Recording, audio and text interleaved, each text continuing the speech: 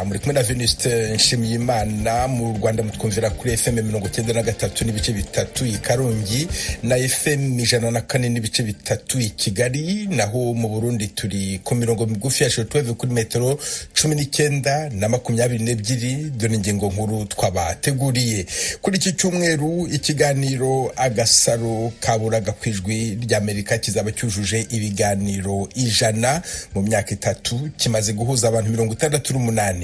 Icyo ngitekerezaho ni uko iyo wumvishe ko Agasaro Kaburaga, urumva ni ikiganiro gikwiye cyangwa se gisanzwe gihuza abantu babuze ababo bakabonana. None nanjye dore nibo nifashishije, none dore nanjye mbaye nka Agasaro nyine kaburaga kakaboneka, none dore mbonye umuryango.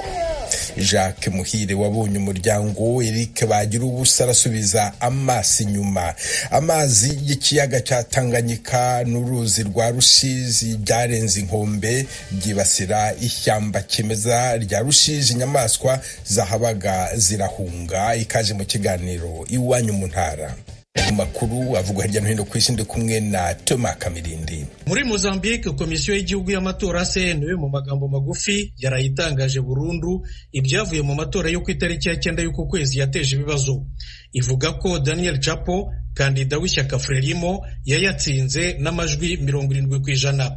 Frelimo yihariye ubutegetsi kuva mu 1975 ubwo Mozambique yabonye ubwigenge kuri Portugal yari yarayikolonije. Chapo abaye perezida wa mbere wa Mozambique wavutse nyuma yaho. CNE ivuga ko uwo bari bahanganye cyane mu matora, Venancio Mondlane w'ishyaka Podemos, yabonye amajwi 20%. Nyamara uyu ntahwema kuvuga ko yibwe, yemeza ko ari we wayatsinze.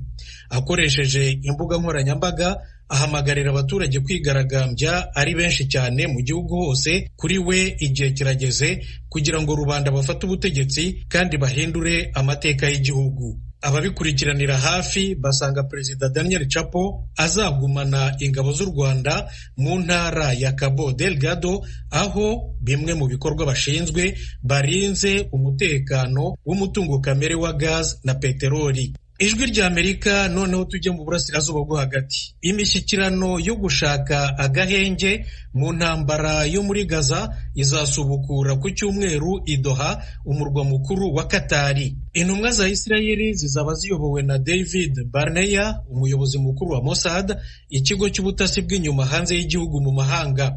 Bazahurirayo n'abahuza aribo Katari nyine, Misiri na Leta Zunze Ubumwe za Amerika. Ku ruhande rwa Hamas ntibaratangaza abazabahagararira. Imishyikirano ya nyuma yaherukaga mu kwezi kwa 8 gushize, ariko ntacyo yagezeho.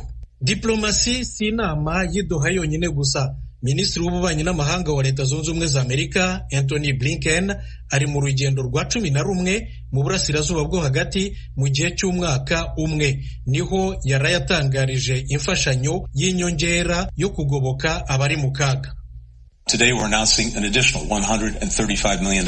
Uyu munsi dutangaje inkunga y'inyongera y'amadolari miliyoni 135 yo guha amazi meza, isuku n'ubuvuzi abanyapalestina muri Gaza, muri Cisjordania no mu karere.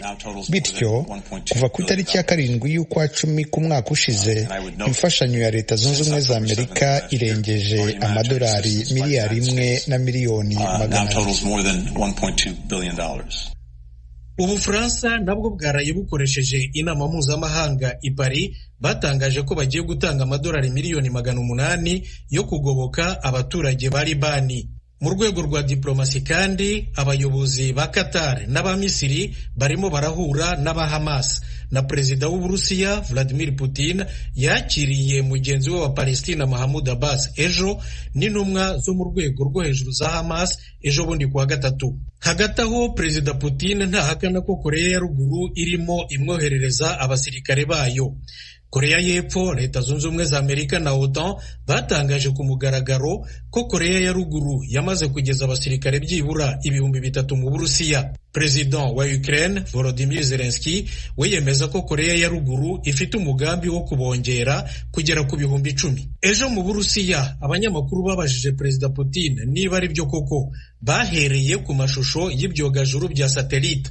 Yarabashubije ati amashusho ni ikintu gikomeye, niba ahari ni ukuvuga ko hari ikintu. yasobanuye ko Uburusiya na Korea ya Ruguru bafitanye amasezerano y'ubutabarane. Ati sinigeze nshidikanya ko Korea ya Ruguru izayubahiriza, ariko uko tuyakoresha ni ibyacu bwite, nta wundi bireba. Avuga ko Uburusiya aribwo bwonyine bugena uko bushaka gukoresha abasirikare ba Korea ya Ruguru, birimo bibaye ngombwa kubohereza kurwana muri Ukraine.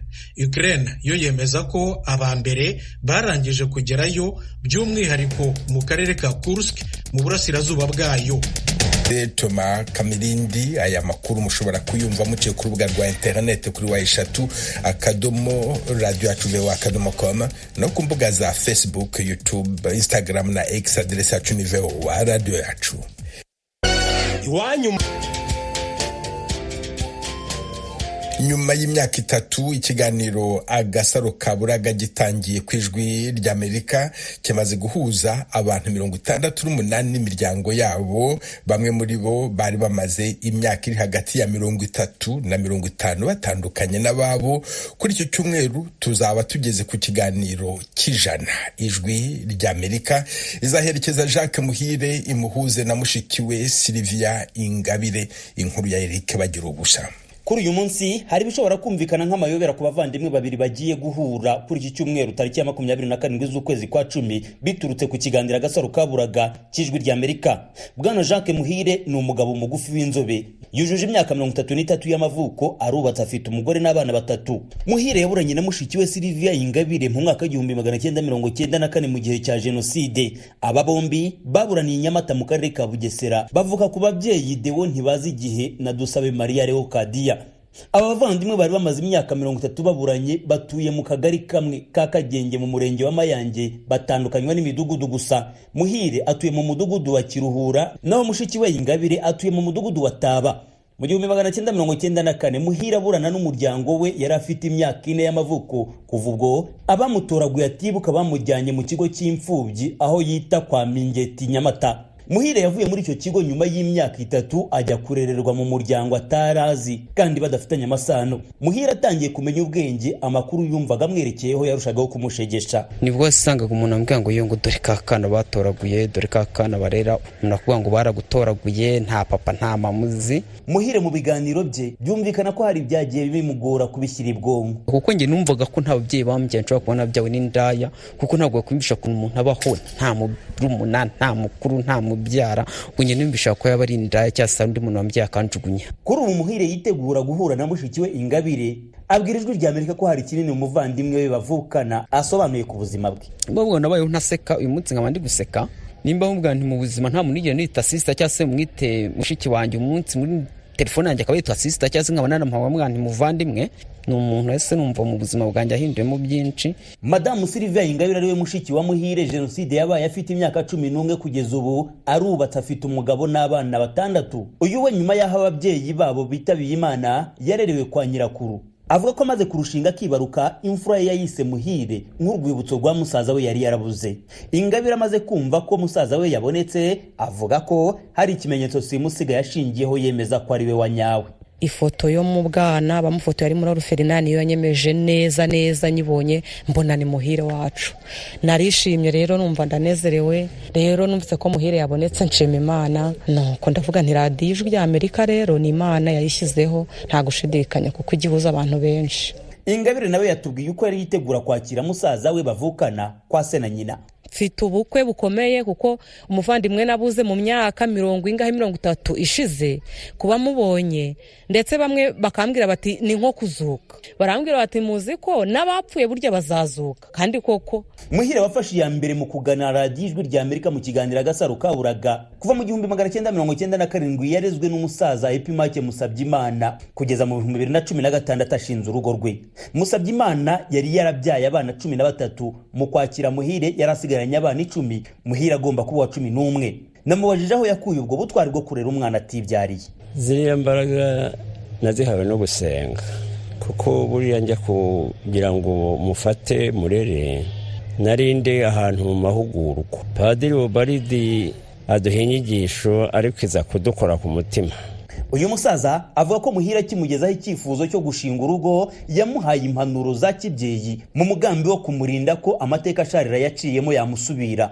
Yaranyumviye agiye gushaka umugeni w'inyangamugayo uzashobora kumuhoza amarira, kuko numvaga nshaka ko atakongera kugira andi marira abuza umuryango akabura n'umugore ashatse. Numvaga byambabaza. Umva n'ikiganiro Ijwi ry'Amerika yatangije gifite intego yo guhuza abantu baburanye mu bihe bitandukanye u Rwanda rwanyuzemo, ariko mu mateka yarwo nyirizina ntabwo dushaka abantu baburanye mu bihe by'amagi, mu bihe by'intambara. Dushaka n'abatandukanye batabishaka cyangwa se babishaka ariko ntibongere kubonana. Uwo ni umunyamakuru Venuste Nshimiyimana utegura ikiganiro Agasaro Kaburaga agaruka ku mpamvu nyamukuru yacyo Ijwi ry'Amerika. Umunyamakuru Venuste Nshimiyimana yemeza ko iki kiganiro kitoroshye cyane mu kugitegura bitewe nuko ahanini gisaba ubushakashatsi bwimbitse. Nubwo biruko, Nshimiyimana avuga ko ikiganiro kirushaho kumutera akanyamuneza. Ibyishimo biruta ibindi ni cya gihe mba mvuze ngo Kagasaro Kaburaga kabonetse, n'igishimo nsangira n'imiryango. Nawe kenshi ubu hari kugira ngo duherekeze abo twaboneye imiryango tubahuze. Ni ibyishimo rero bikomeye, kubera ko umunyarwanda cyangwa se umurundi n'undi wese ubonye umwana we biba ari ibyishimo. Harakubwira ati ni nko kongera kuvuka. Ku bandi bumva ikiganiro Agasaro Kaburaga ntibabura kugaragaza akabari ku mutima. Kira kiganiro kivuze kinini kuri nje kuko byatumye abantu bamenyana. Ibyo rero mbibona nk'umugambi w'Imana inyuza mu bantu bayo. Buri wese n'umukozi Imana mu rwego rwe. Ngiye nari ari ibintu bitabaho. Najye mfakijemo nk'arado nkahita nyifunga nkavuga se ibintu mva ari ibiteka mutwe, mva ari ibintu bidakunda. Ariko naje kumva ko ari byiza, mva abantu bavuga ngiye nabonye umuntu wanjye, numva ari byiza pe nayo ndabikunda. Nibo nifashishije none dore nanjye mbaye nk'Agasaro nyine kaburaga kakaboneka. None dore mbonye umuryango. Ikiganiro Agasaro Kaburaga kimaze imyaka isaga 3 gitangiye ku Ijwi ry'Amerika, kimaze guhuza imiryango igera muri 68 hirya no hino ku isi. Bagira ubusa Ijwi ry'Amerika i Kigali. Imfura y'ikiganiro Agasaro Kaburaga ni Marceline Kamunazi wabonye umuryango we nyuma y'imyaka 30 atuye mu Bubiligi, aho yajyanywe kurererwa. Mu kiganiro kijana tuzahuza umwana watandukanye n'umuryango we muri 94 yitwa Fish Bizumuremyi Ismael. Yapfushije ababyeyi ariko aracyafite umuryango mu Rwanda. Amazi y'ikiyaga cya Tanganyika n'uruzi rwa Rusizi yarenje inkombe yibasira ishyamba kimeza rya Rusizi. Inyamaswa zahabaga zirahunga, izindi zirapfa. Ba mukerarugendo baragabanutse bitera igihombo ku bukungu bw'u Burundi. Inkuru ya Thierry Vendayishimiye. Kuva amazi ya Tanganyika ndetse n'uruzi Rusizi atanguriye kuduga akabangamira ubuzima bw'abantu mu bice byegereye ikiyaga birimo Gatumba muri Mutimbuzi, n'ibyasize inyuma ibikoko byaba muri parike ya Rusizi. Muri iyo parike amazi yateye ishamba rya Rusizi ahari hasanzwe haba ibikoko bitandukanye, aho gushika n'ubu hari hakidengereye amazi nk'uko abakunzi b'Ijwi ry'Amerika babyiboneye. Ibyo byatumye ibikoko bidakunda amazi bitabiromoka, ibindi birapfa nk'uko bivugwa n'abanyagihugu baho. Abo banyagihugu bahegereye babwiye abakunzi bacu ko ishamba cimeza rya Rusizi ari ishamba ryarangwamwo ibikoko bitandukanye byahora birabwa n'ingenzi ziturutse ahatandukanye zirimo n'abanyamahanga. Ugeze mu bwinjiriro ubona ibice bimwe bimwe byaratewe n'amazi birononekara, harimo n'inyubako abakozi bahora bakoreramwo. Uyu munyagihugu abakunzi bacu basanze ahegereye ishamba cimeza rya Rusizi avuga ko kuva imyuzurira iteye ubwo ruhongore hari ibikoko batakibona. Byinshi byaravuyeyo nk'inzoka, impongo, ibigwe, ibiki. Ikintu cyose cyo ni igikoko cyose kiba muri park cyose cyarakoze ko n'uyu mwuzure. Ubu nituziyo biri. Uyu munyagihugu avuga kandi ko hari ibikoko biboneye byapfuye bitumwe n'imyuzurira yateye ico kibanza. Byinshi byaragongwa mu mabarabara kubera kujya kuntu vayo ku mugoroba hatabona, imodoka ziko zirarengana, imodoka zikabigonga, ibindi bakabifata. Abanyeparke barabifashe bimwe babijana mu yandi maparke aharukiye nga mu gihugu cy'u Burundi. Kuvuga impongo, inzobe byose byarahunze bihungirana, byagenda bihunga bijipembe n'ibarabara. Tumwe twacanga byapfuye, ibindi byariwe n'imbwa. Abo banyagihugu bavuga ko ingenzi zahora zigendera ico kibanza zagabanutse kuko haza umwe. Ari uruhombo runini cyane gose. Twe duhomba ko kubera nitwe twabiproteja. None ubu nta n'ibyo digiproteja bihari. Ku gihugu ni uruhombo runini cyane gose kuko iyi parke yaragenderwa n'abazungu. Abantu bagiye muri parke babibona, abazungu baje bagiye bakabibona bakabifotora. Ikindi bashikiriza nuko abana babo hari ibikoko batazomenya, basaba ko iryo shamba rifitiye akamaro kanini igihugu n'abene gihugu ko ryokingirwa ku buryo naho hoteli imyuzurira ingenzi zobandanya zihatemberera. None umubazo bimenya gute mu gihe ni parke batayikoze kugira ngo abana bacu bazomenyeshwe ko ngaha higeze kuba ibikoko, higeze kuba igikoko kanaka, inzoka kanaka, tunayimwereke ndetse mugabo gushika ubu abana bariko bararuka ubu nta n'ivyo bazomenya. Ivyo biremezwa kandi n'abatware baho muri zone Gatumba. Umukuru wa zone Heja Mutoboke avuga ko imyuzurira yagize ingaruka mbi ku bikoko. Kubona twaciye tuzimurira hariya ku mbuzi yo mwuzurira kuzosubira kuyibona si vuba, kandi n'ahantu bazitwaye n'ahantu hari ishamba ryagutse udashobora kuyibona byoroshe. N'ingenzi zaza nyuma zigasiga n'amafaranga, igihugu kikaronka amadovize. Icokorwa ngo zitigwa hakaboneka n'ukungene hoterwayo ibiti na cyane birinda amazi. Aha kandi n'ubuyobozi bujejwe amashamba n'ubushikiranganje bw'ibidukikije, uburimyi n'ubworozi ntibuhakana ko ibikoko biri muri iryo shamba byatewe n'amazi bigahungabana, birimo imvubu n'impongo. Nibitanga Samuel ni umuyobozi ajejwe iby'amashamba mu kigo cy'igihugu kijejwe gukingira ibidukikije mu bushikiranganje bw'ibidukikije. Uku niko abisigura kuri mikoro z'abakunzi b'ijwi rya Amerika. Ariko rero mu nyuma tumaze kubona yuko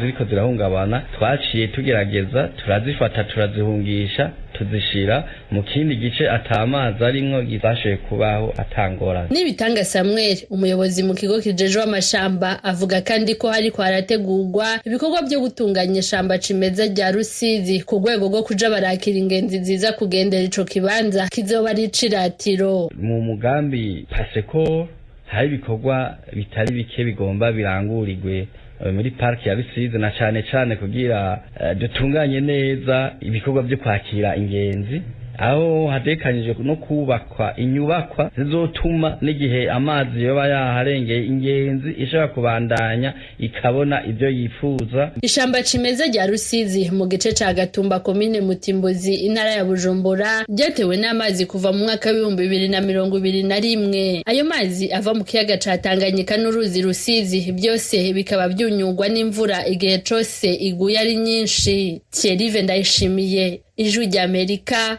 Kigali. Mukomeje kumva radio Ijwi rya Amerika ivugira Washington DC mu Kirundi n'Ikinyarwanda. Inzobere zihamya ko ibiribwa bimwe na bimwe bifasha umubiri kongera udukoko tuba mu muntu tutabonwa n'amaso tuzwi nka bacterie mu Gifaransa, dufasha umubiri kwirinda no kurwanya indwara zimwe na zimwe harimo na kanseri. Muganga Maurice Nzoyamara akomoka mu Burundi ariko aba muri Canada arasobanura kamere y'utwo dukoko mu kiganiro na Eugene Mukankusi. Mu myaka yahera tuzi yuko udukoko bakteri dutera ingwara, kandi mu by'ukuri udukoko dutera ingwara ni 1% ziteza ingwara, ariko izindi ntabwo ziteza ingwara, zidufasha kugira ngo tukire amagara meza. Utwo dukoko rero kuva umuntu wa mbere yabayeho mu isi yabanye natwo turatumenyera, hanyuma tuja mu mubiri tubana natwo. Donc ni communauté, ni nkuko tuvuga yuko communauté igiye kuraba muri communauté usanga harimo abantu benshi, harimo abantu batandukanye, harimo ibiti, ibikoko, amazi, byose nibigize communauté. Mu mubiri w'umuntu rero naho nyine dufite iyo communauté, harimo utwo dukoko, harimo za bacterie, hakaba harimo na za virus n'ibindi. Mugabo uyu munsi twisunga cyane kuri bacterie. Izo bacterie zidufitiye akamaro kanini cyane. Utwo dukoko tubahehe? Utwo dukoko kugira ngo tumenye aho tuba, d'abord tumenye aho twaje tuva, ingene turonka. Icyambere cyo notangura gusaba umuntu wese gushimira umubyeyi, no kuvuga yuko umubyeyi yatwibarutse mama, kuko utwo dukoko ubwa mbere twaturonse ku mubyeyi yatwibarutse. Iyo umwana avutse mu nzira naturelle araturonka, hanyuma ni mu konka amabere akaturonka utwo dukoko. Utwo dukoko rero dufite akamaro kanini cyane, nitwo tugenda kwigisha cyangwa gufasha umwana. Urabona umwana akivuka kugira ngo ajye amata anwa, ategezwa guhingurwa. Wibaze rero umwana akivutse afise umunsi umwe, ibice by'umubiri byose nta kintu kimwe bishoboye gukora. Utwo dukoko twavuye ku mubyeyi nitwo dukora igikorwa kinini cyane mu gufasha gusya ya mata kugira ngo umubiri ushobore kuyakoresha. tugafasha no kwigisha abasirikare b'umubiri, kuko abo basirikare b'umubiri ntibaba bazi environnement, ariko utwo dukoko tugenda twigisha gushika ku myaka 3. Ivyigwa vyerekana yuko umwana akwije imyaka 3 aba afise amabakteri azomufasha imyaka yose yo kubaho. Wabajije ati tubahehereye. Yego, turi mu kanwa, turi mu mazuru, turi mu matwi, turi mu mara, tukaba ni mu bice haca umwanda mukuru, ni mu bice by'irondoka. Ariko rero twinshi rero turi mu gasaho kitwa cecum, n'agasaho kari hafi ya urura runini, harimo udukoko twinshi cyane. Hari aho wari uvuze ngo umwana yabona utwo dukoko yonse nk'amashereka. Urumva niba turi no ku mubiri w'umubyeyi, ubwo duhita tujya no mu mwana. Igihe umwana yonse undi muntu, icyo gihe hari utundi dukoko avana muri uwo mubyeyi wundi, ntibigenda bikivanga bikaba byamugiraho ingaruka. Iyo bishitse konka uwundi muntu, no kuvuga yuko naho nyene aronka bakteri zivuye kuri uwo wundi muntu, kuko bakteri no kuvuga yuko 30% nizo umuntu yavana ku mubyeyi, izindi zisigaye umuntu azivana mu mfungurwa arya, ibindi bintu umuntu akora, environnement rimwe. Nico gituma nkajya abantu ubona bagenda hanze bagakina hasi, bagatora ibintu bagashira mu kanwa, hajya no kugira ngo bashobore kugira ntuzeye bakteri zitandukanye zoja mu mubiri. Kandi kino yibutse bariko baratwumviriza, tuvuge nko mu bantu bakuze, naho nyine turasabikanye mantu z'amabakteri. Iyo umuntu asoma, donc bavyita gusoma canke kissing, hajya umuntu abahanye n'uwundi amabakteri ashika miliyoni 80. Muganga Maurice Nzoyamara avugana na Eugenie Mukankusi. Ikiganiro cy'abategarugori ijwi ry'Amerika irabajyana gusura rwiyemezamirimo Frida Nyirahakizi yaremye. Ntiyigeze ajya mu ishuri, ariko afite ubumenyi butuma ahugura n'abize kaminuza imishinga ye inyuranye, kuva ku buhinzi, ubudozi n'ubukorikori. Yinjiza arenga 1.5 miliyoni ku kwezi. Ni inkuru ya Asumta Kaboyi. Kwinjira mu murenge wa Kimironko mu karere ka Gasabo mu mujyi wa Kigali, usanganirwa n'ibikorwa binyuranye hakorera. Ukigera ku irembo rye uhasanga ubuhinzi bw'imboga n'imbuto agenda ashyira mu bikoresho bishaje. Amajerekani ashaje we ntayata, ahubwo ahinduka umurima. Ni nako usanga yaragiye afata amapine y'imodoka yashaje agateramo imbuto n'imboga. Iyo ukomeje ugera mu cyumba cy'uruganiriro, usanganirwa n'imashini zidoda imyenda.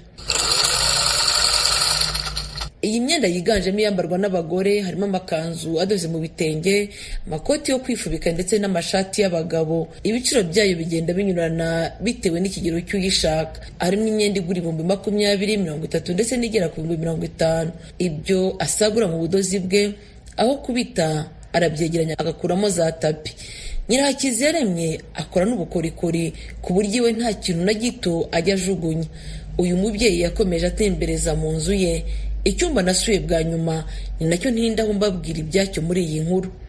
Icyo cyumba kinini kirimo ibikoresho bya kinyarwanda birimo igisabo, ibyansi, urusyo, umuvure, inkoko, isekuru n'ibindi byinshi, ku buryo ugeze muri icyo cyumba wibwira ko ugeze mu nzu ndangamurage.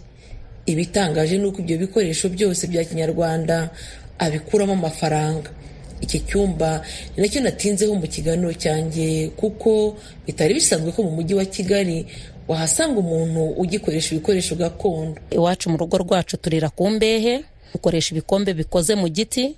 Twebwe mu buryo bwo kurya umutsima cyangwa se ubugari, twe dukoresha isekuru. Njya kureka kurya ubugari bwo ku cyuma, natumye umwana ubugari. Mu gihe twari turangije gusonga ubugari, dusanga harimo umusimari. Noneho nanatekereje ndavuga ngo ese iyo urusyo rwo ku cyuma rushaje ruba rwagiye hehe? Umwana wasekuye ukasanga muri we mu maboko ye wiyumubwiye no guterura ikindi kintu, usanga afite izo mbaraga zo kuba yagiterura. Uyu mubyeyi usanga akora umurimo urenze umwe yabwijwe ry'Amerika ko ibikoresho gakondo atunze we abikuramo n'agatubutse. Harimo imyambaro y'impu z'inka zitunganije. Iyo myambaro barayikoresha, bakabaza kuyikodesha abakina amafilime, abakina indirimbo, abakina bashaka gukina role z'ubupfumu, usanga baza bagafata bya bikoresho bakabikinisha. Ibyo bikoresho rero yaje kubitwara, natwe dusigira amafaranga, nkabasha kwishyura amashuri y'abana, nkabasha kubona izo inkweto z'abana n'ibindi byo kurya bibatunga. Hari ushobora kuza akanyishyura ibihumbi 100 bitewe n'uko wenda atari bunsabe ibikoresho byinshi. Hari n'ushobora kuza akambwira ati njyewe ndashaka n'ibi bikoresho bibe byose bihari, akaba yanyishyura 300. Uyu mubyeyi utarigeze agera mu ishuri ubu iyo muganiriye avuga ko yamenye kwandika neza Ikinyarwanda, ariko agenda ashyiramo n'izindi ndimi nk'Igifaransa cyangwa Icyongereza. Mu kwiga kwanjye nagendaga nkareba mu makayi ya musaza wanjye avuye ku ishuri, nkamubaza ngo iyi nyuguti yitwa ngo iki, akayimbwira iyo uteranyije iyi byitwa ngo iki. Nubwo buryo namenyemo kwandika no gusoma. Ikinyarwanda rwose nzi kucyandika neza, ndetse n'Icyongereza gikeya ndacyumva kandi nkamenya no kucyandika nta kibazo. Maze kugira abana bagiye babona bagira inshuti, hari abazungu bagiye baza bakabiwanje b'abanyamegizike, umbasha kuvuga nti tekiyelo kuko babashije kunyigisha iyo Spanish. Ibigo by'amashuri biza kudusaba stage hano. Uyu munsi wa none iyo mbonye umuntu yarangije kaminuza akaza kongera akiga ayo mezi 3 ishyura minerivare, numva rwose nshima Imana, nkumva Imana yarangiza umutwe itarangiza umurizo. Umwihariko w'ubu Nyirahakizi yaremye yigisha abarangije kaminuza ngo nabo bazabashe kwihangira imirimo. N'uwimugeni Fabiola numwe mu banyeshuri be yigishije kudoda ndetse no gukora imitako. Nubwo yarangije mu ishuri rikuru ry'u Rwanda ryigisha imyuga n'ubumenyi ngiro ishami rya Kigali, yabwiye Ijwi rya Amerika ko batunzwe n'ibyo yize kwa Nyirahakizi yaremye. Ikintu cya mbere nabanje kwiga ibijyanye no kudoda, njya no mu bijyanye na art, gushushanya, gukora utuntu tugiye dutandukanye. Kaminuza nize ibyo bita logistic and supply chain management, kudoda modeli zitandukanye zose zishoboka, ibyo cyane nkoramo. Ubu ngubu nibyo nje ndimo nkora. Ku kwezi nibarira nka 250. Zahari igihe nyarenze, hari n'igihe nza munsi yayo. Bamwe mu rubyiruko twanganaga baravugaga nyine ibyo ugiyemo gutya ni ibintu bitaraba modern cyane. Ikintu navuga nababwira ni ukureka gusuzugura ikintu icyo ari cyo cyose. Uyu mubyeyi w'abana 7 bose yabashije kubashyira mu ishuri.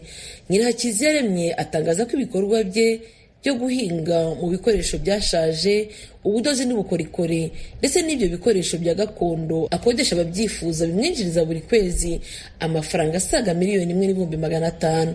Izi nyungu zikaba zaratangiye no kugera ku bandi bantu bamugana. Alphonse Twizeyimana n'umukiriya w'umuhinzi ugura imbuto za Nyirahakizi yaremye. Mu murima aho nakoraga imbuto zari zanshiranye, noneho nzamuka muri biriya bice aho atuye, ariko cyumweru mvuye no gusenga. Icyo gihe natahaga i Kanombe, mbona ku muntu wahinze ibintu mu buryo buri tekinike, mu mapine, mu mabase, mu tuntu tw'utujerekani yaciye n'uducupa n'iki byose, kandi nkabona ibintu bimeze neza. Yangurishije ingemwe za seleri, agenda ampa kuri buri kantu. Icyo gihe yampaye na swifshad, ampa n'ibibiringanya, ampa n'ubutunguru bwa puwaro. Uyu rwiyemezamirimo avuga ko asanga ubwenge bwe yarabuhawe n'Imana. Ntiyumvisha ko umuntu wavukiye mu kagari ka Gashorera, umurenge wa Nyabinoni, akarere ka Muhanga, mu ntara y'Amajyepfo, yabasha guhugura abaminuje. Assumpta Kaboyi, Ijwi rya Amerika, i Kigali. Ni hano dusoreje aya makuru y'iwanyu mu ntara. Mwakoze kudutega amatwi. Dukomeje kandi gahunda yo gusigasira umuco karande n'ururimi gakondo. Dore umugani w'uyu munsi: nta mukene wikebesha imanzi. Umunsi mwiza. Mwari kumwe na Venuste Nshimiyimana.